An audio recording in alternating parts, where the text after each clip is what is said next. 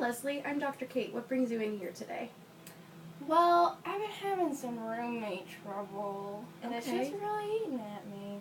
Okay, well, talk about it. Well, so I have this roommate, and we were best friends before we started rooming together. I mean, we did everything together. We were on the soccer team together, and then it just got to be a little too much time. And then I tried to find other things to do, but she would just follow me to the point where I'd stay the night at my boyfriend's, and she slept on the couch in his room. So you had absolutely no separation whatsoever. Exactly. So, I don't know, it's just really rough. So I try and just do things like even dates, she wants to come with me. And then what was really rough was when my boyfriend and I broke up, and that really sucked. But she hangs out with my boyfriend, my ex-boyfriend, and it kind of really bugs me. Understandably, yeah. Obviously, the fact that you pretty much eat, sleep, and breathe your roommate probably doesn't help the breakup situation, which on its own is its own issue, which we'll get to in a bit. But we'll track back to your roommate. Do you have the same classes together? No, we don't have any classes together. Okay. It's just coming back to the room and knowing that she'll be there. So even the very thought of your roommate is giving you ill at ease? Yes. Yes. Okay. I don't like knowing that she's there. Okay. So, I'm trying to think here. Is there, since you don't have any classes together, which you said, is there a way that you can maybe find friends that are in those classes, or other friends that are on their soccer team that you can go and you can hang out with, that maybe that'll at least give you a break? Yeah, well, soccer friends, I feel bad not inviting her because they're all our same friends. And before we were roommates, I would have absolutely invited her. So she'd know if I just stopped inviting her, with soccer friends.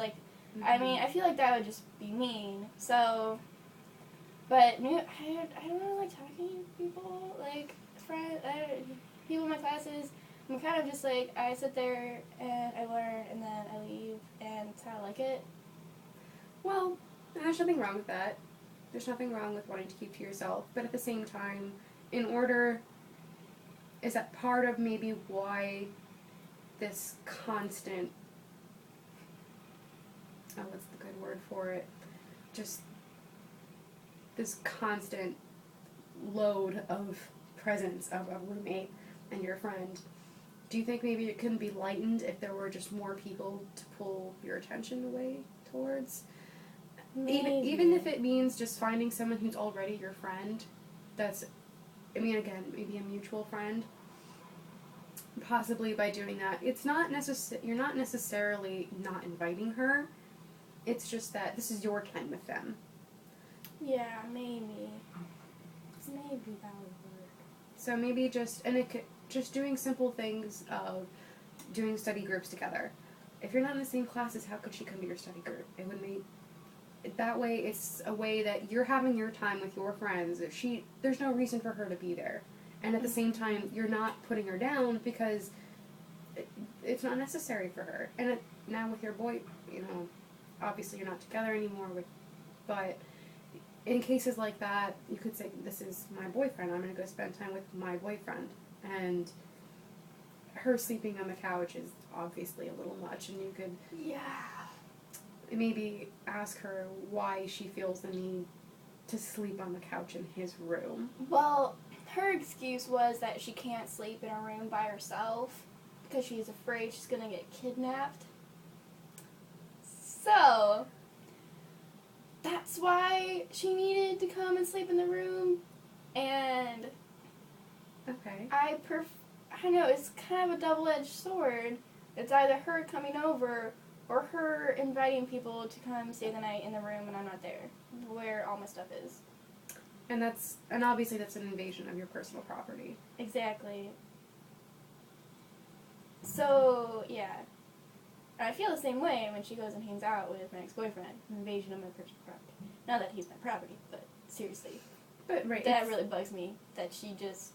Because they never really liked each other before we dated, and now she goes skiing with just him. which, again, because it's your ex-boyfriend, not hers, Yeah. it's an invasion of your personal space. You know, this was something that was a big moment in your life, and now she's butting in on it. So it's gonna give you some ill feeling. It's going to make you like all rustled up inside, and that's totally normal. And I seriously, oh.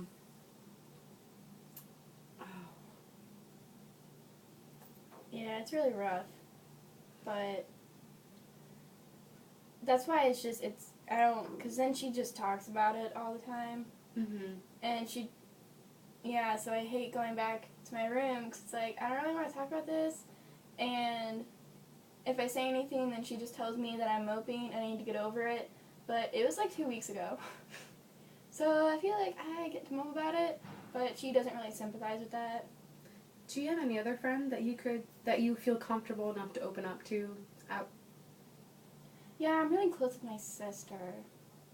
Okay. Well, do you think that maybe you could use... does your sister have a place of her own or a place that you could just go to that...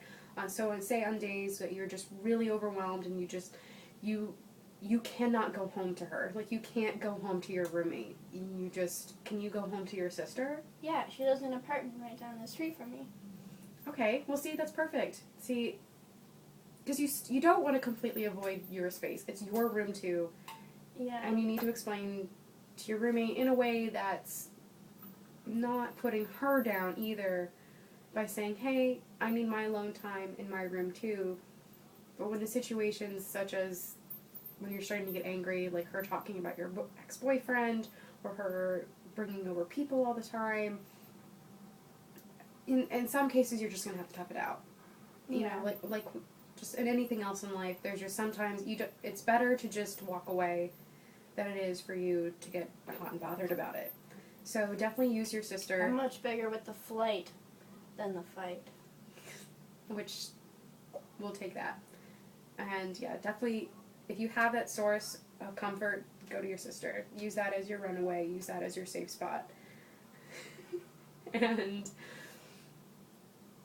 because that'll be your place where you can recoup. And by getting away from the situation, that'll allow you to then find new ways to approach your roommate. And if that's someone that you can vent to, that gets it off your chest without and hopefully preventing an explosion, and making that situation that much more worse. Yeah, that sounds way better. Gosh, thanks, Dr. Kate. You're welcome, Leslie. End scene.